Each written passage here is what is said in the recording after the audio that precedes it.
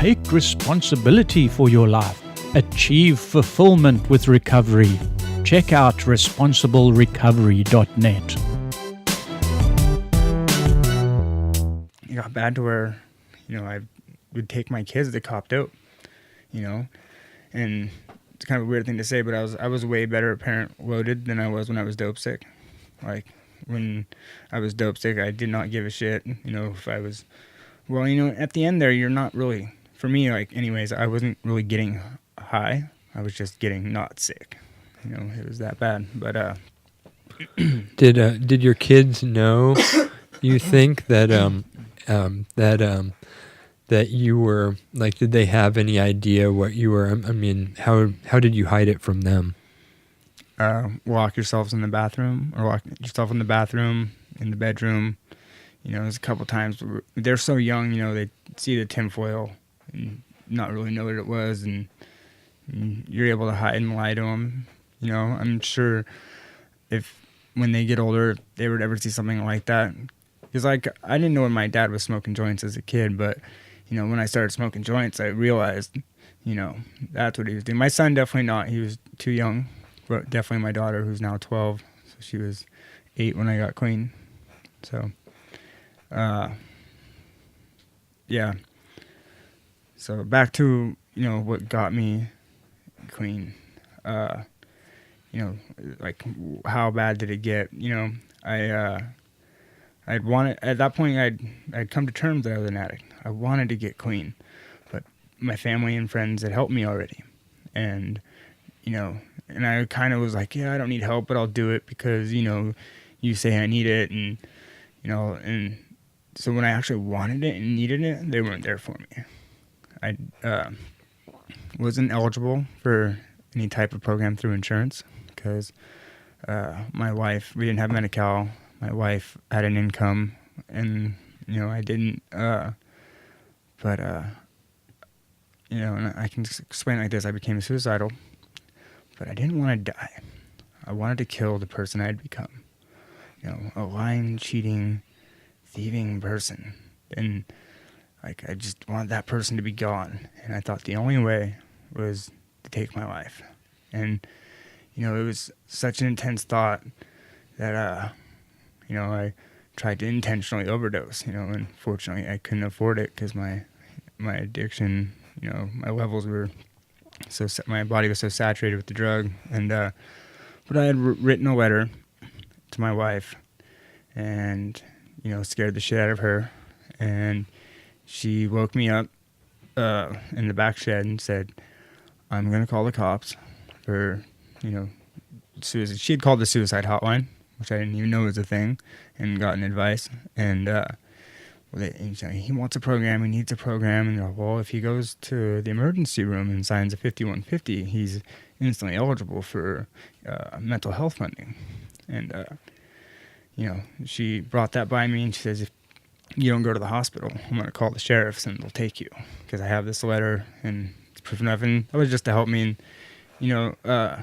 I look at it this way, a lot of recovery, it's talk about a higher power. And before that, I hadn't been willing to look into that, or even if one was working in my life, be able to recognize it.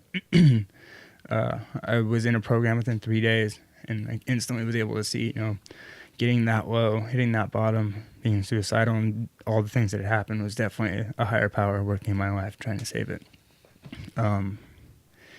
I didn't actually get clean that time. I had some, like 30 days, but like I didn't really work the program. But it was the first time, where the recovery was planted, where I knew and went to the rooms of Narcotics Anonymous, saw people getting clean, saw people's lives changing. And, and it gave my wife, the messed up thing is it gave my wife hope. And then I pissed it all away again, She, about 8 months later, made me leave the house again after I came back because she thought I had a whole 90 days, and I lied. And being an addict that I was a very good manipulator. And her wanting the father of her children and, her best friend since 15 and husband for 9 years, she, like, really had that hope, And she asked me to leave again 8 months later when I couldn't hide it any longer. I couldn't lie about anything anymore. And how strong and messed up my addiction was, I should have been even more sad and depressed. Like, it was gone. She said she was divorcing me. But something told me, like, fuck, now I don't have to lie about it anymore.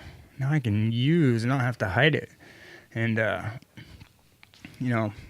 very short time later, I somehow, I always told myself, if I just had enough heroin, if I would just have enough not to get dope sick, I'd be able to go to work and hold that job. And, I wouldn't have to disappear and wait for the dope man for 4 hours. And she'd be like, where were you? And I'd, not come home with the milk money or the milk, because I went and copped a fucking 10 sack. I ended up coming up on a large portion of money, like totally randomly, in my dad's garage. He was letting me sleep one night, and I found a check from my grandma who had passed away for, like $3,000. And I was like, oh, I'm not living at home, and that's over. I know I'm going to be a dealer now. And I was, selling heroin, and I was in my dad's garage again, and I was fucking more miserable than before. I had all the dope.